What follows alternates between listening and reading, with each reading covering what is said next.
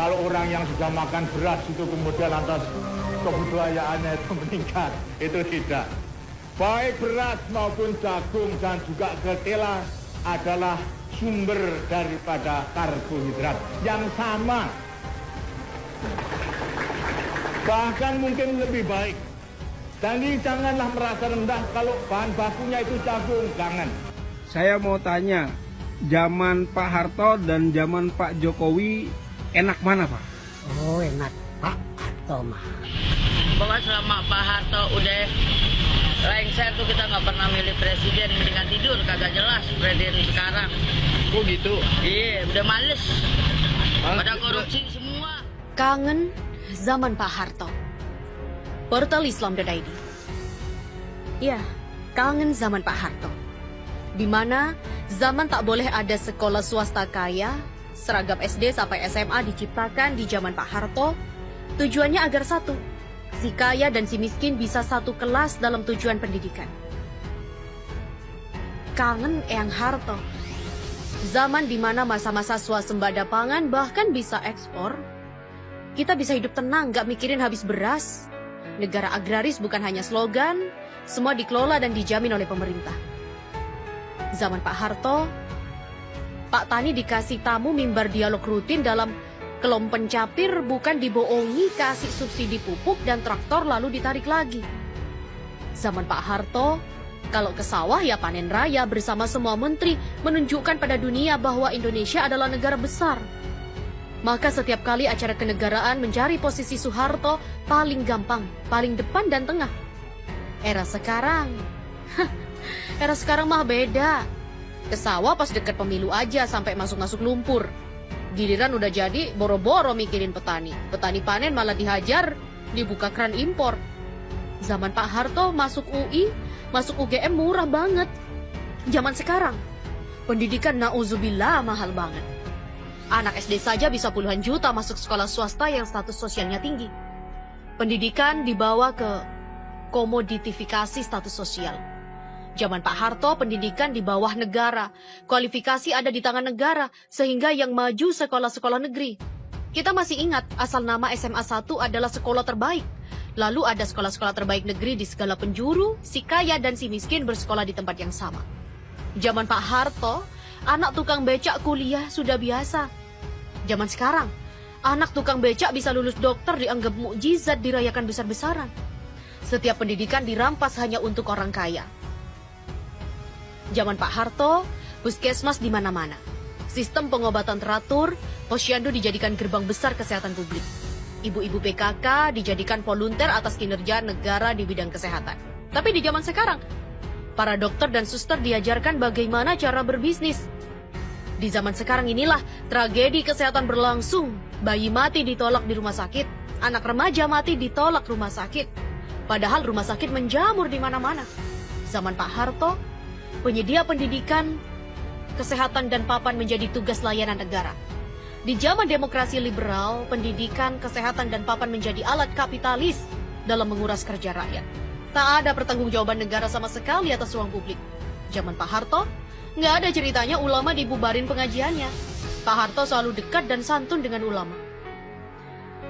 Semoga Allah Subhanahu wa Ta'ala memberikan tempat terbaik buatmu, Pak Harto. Oleh Agus Santoso.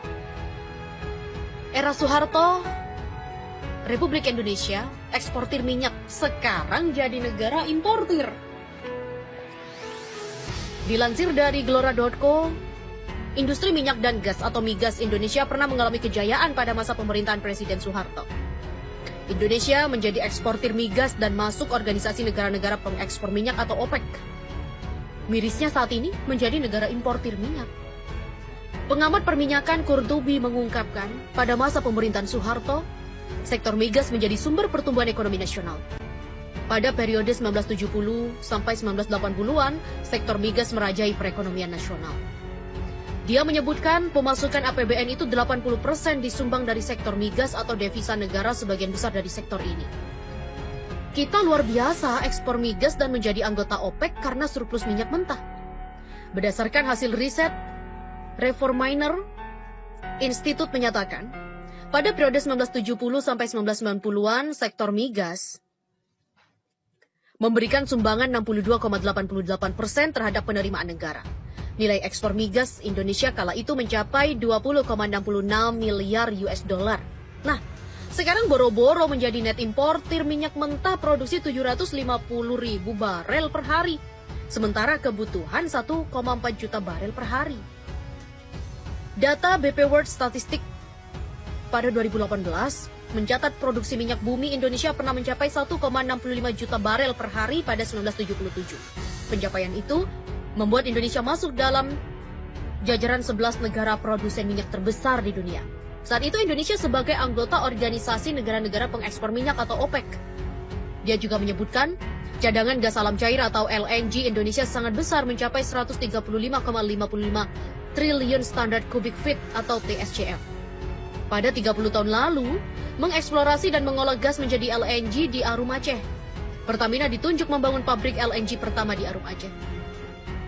Pada waktu itu belum ada industri berbasis gas di Indonesia, sehingga LNG diekspor ke luar negeri dengan harga yang sangat tinggi.